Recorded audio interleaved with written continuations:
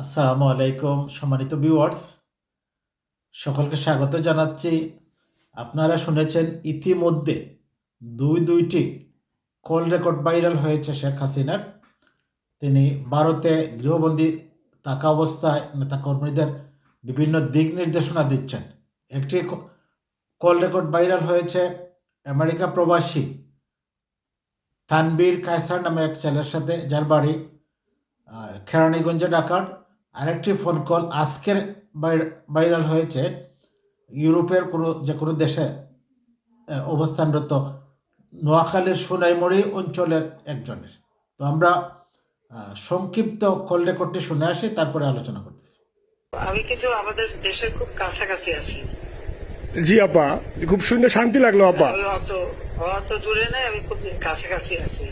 জি আপা, আমি চট করে ঢুকে পড়তে পারি না আপা। আর আপা, ওই যে আইনজীবীরা আপা দাঁড়াতে পারতেছে না আপা, এই বিষয়ে যদি আপনি কোনো পরামর্শ দিতেন আপা, তাহলে তো আপা একটু হইতো। না, আইনজীবীরা যেতে পারে না, দাঁড়াতে পারে না, সেখানে করে।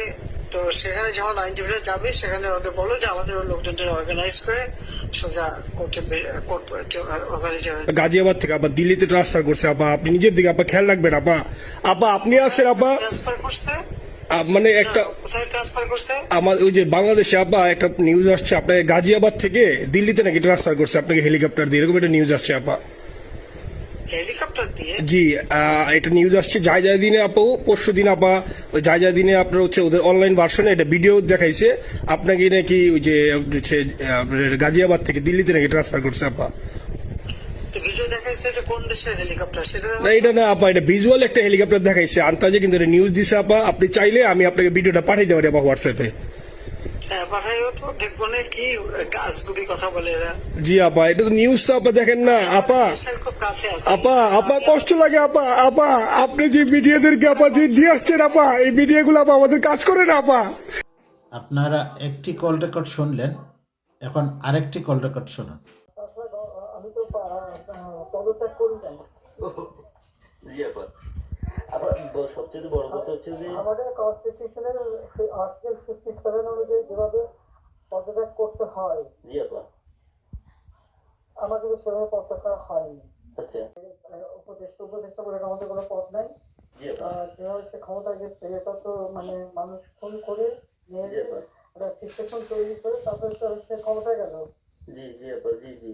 না আমরা এগুলা আমাকে মেরে ফেলা। জি আপা, আমরা এগুলা আমরা ইউরোপিয়ান পার্লামেন্টকে জানাচ্ছি। তাছাড়া আমি তো পদত্যাগ করি নাই। জি আপা। আবার সবচেয়ে বড় কথা হচ্ছে যে আমাদের কনস্টিটিউশনের আর্টিকেল 57 অনুযায়ী যেভাবে পদত্যাগ করতে হয়, জি আপা। আমাকে সেভাবে পদত্যাগ করা হয়নি। সে কিন্তু ওই জন্য 6 তারিখে ধরে 5 তারিখে নিয়ে আসলো। জি। আর 5 তারিখে নিয়ে আসার ফলে আমার পক্ষে তখন এমন ভাবে চারিদিকে লোক, আমি দেখলাম যে এখন যদি ফায়ার ওপেন করে আমার এখানে সিকিউরিটি, তাহলে সব লোকের লাশ করবে। জি আপা, জি। লাশ পেলে আমি ক্ষমতা থাকতে চাই না। সম্মানিত ভিউয়ার্স, আপনারা অডিও কল দুটি শুনলেন। এখন কথা হচ্ছে, আমরা জানি শেখ হাসিনাকে ইন্ডিয়া আশ্রয় দিয়েছে, তিনি গৃহবন্দী আছেন। তিনি আমাদের পার্শ্ববর্তী দেশ, প্রতিবেশী রাষ্ট্র, সেখানে তিনি গৃহবন্দী আছেন। তো বাংলাদেশের 20 কোটি মানুষের যে ন্যায় বিচারের আকাঙ্ক্ষা ছিল, যে লক্ষ কোটি টাকা পাচার, হাজার হাজার গুণ খুনের যে বিচার হবে, এরকম একজন চিহ্নিত কে তারা আশ্রয় দিয়ে এবং তাদের দেশ থেকে যে দেশ বিরোধী বিভিন্ন ষড়যন্ত্র চক্রান্তর যে সুযোগ দিছে, এটা তো প্রতিবেশী সুলভ আচরণ না। সেখানে বসে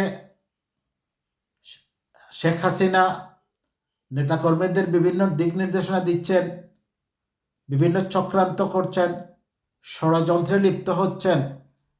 এটা তো প্রতিবেশী রাষ্ট্র হিসাবে ভারতীয়দের সর্বাত্মক সহযোগিতায় বাংলাদেশের প্রতি বিশাল এক গভীর ষড়যন্ত্র বলে আমরা মনে করি। যুক্তরাষ্ট্র প্রবাসী যার সাথে গতকালকে শেখ হাসিনার কল রেকর্ডটি ভাইরাল হয়, সে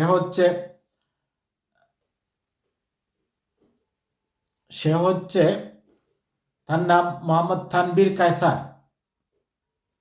জানা গেছে তিনি নিজেই বাংলাদেশ আওয়ামী লীগের দ্বারা নির্যাতিত দাবি করে যুক্তরাষ্ট্রের রাজনৈতিক আশ্রয়ের জন্য তিনি আবেদন করেছেন।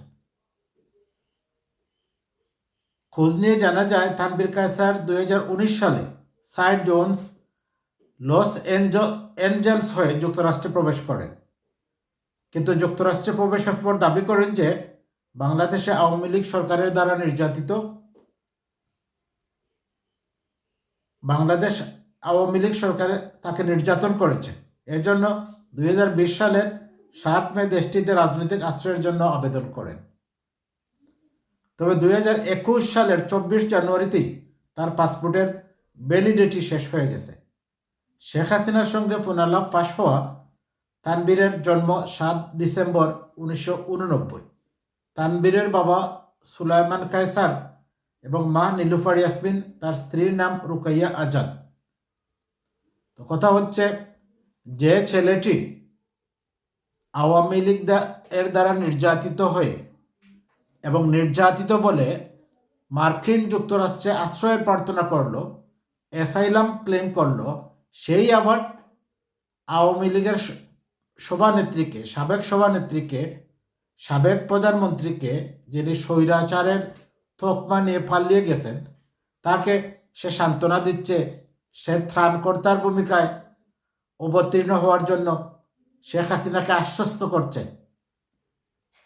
প্রিয় দর্শক, মনে হচ্ছে টোটাল একটা বিষয়টা এটা খেলায় পরিণত হয়েছে। আবার আরেকটি কল রেকর্ড আজকে ফাঁস হলো। হায়দার নামে যে ছেলেটি ইউরোপ থেকে কল দিয়েছে,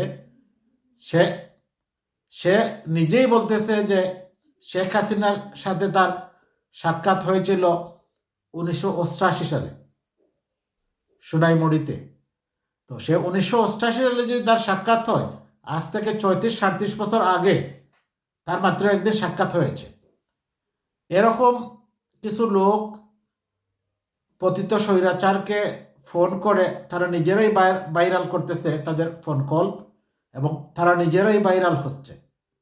তো আমি দেশের যারা আছেন তাদেরকে বলবো, এই যে সোনাইমুড়ির হায়দার ছেলেটি, তার সম্পর্কে আপনারা খোঁজখবর নেন, অথবা ওই যে কেরানীগঞ্জের তানভীর কায়সার, ওই ভদ্রলোকের খোঁজখবর নেন আপনারা, নিয়ে মিডিয়ায় প্রকাশ করেন আসলে সে কে, সে কি, তার পরিচয় এবং তার ফ্যামিলির অবস্থা কি। সে যে এটা কিন্তু ষড়যন্ত্র, এখনও ষড়যন্ত্র করে যাচ্ছে। প্রয়োজনে পুলিশকে ইনফরমেশন করেন, পুলিশকে ইনফর্ম করে যথোপযুক্ত ব্যবস্থা নেন, আইনগত প্রক্রিয়ায় তাদেরকে বিচারের মুখোমুখি করেন। কারণ হচ্ছে যে একটি স্বৈরাচার পালিয়ে গেছে, দেশ এবং দেশের জনগণকে এমন এক অস্থিতিশীল পরিবেশের মধ্যে রেখে সে তার ফ্যামিলির সদস্যসহ চলে গেল। এই দেশের প্রতি, এই দেশের জনগণের প্রতি কর্তব্যবোধ, তার কোনো দায়বোধ, তার কোনো রেসপন্সিবিলিটি আছে বলে মনে হয়নি। সে তার প্রাণ রক্ষার্থে সে এবং তার ফ্যামিলির সবাইকে নিয়ে সে পালিয়ে গেছে, এবং ভারতে তারা রাজনৈতিক অথবা যে কোনো আশ্রয় আছে। যদিও ভারত এখনো আনুষ্ঠানিকভাবে স্বীকার করেনি তারা শেখ হাসিনাকে রাজনৈতিক আশ্রয় দিয়েছে। তারা চেষ্টা করছে পৃথিবীর বিভিন্ন দেশে কাকুতি মিনতি করছে যেন শেখ হাসিনাকে রাজনৈতিক আশ্রয় দেওয়ার ব্যবস্থা করতে। কিন্তু পৃথিবী শেখ হাসিনার যেন এত ছোট হয়ে গেছে, পৃথিবী এত ছোট হয়ে গেছে, খবরের মতো ছোট হয়ে গেছে। তার এক থালাবদ্ধ রুম ছাড়া পৃথিবীতে তার আর কোথাও জায়গা নেই। তো সম্মানিত ভিউয়ার্স, সবার জন্য শুভকামনা। আল্লাহ হাফিজ।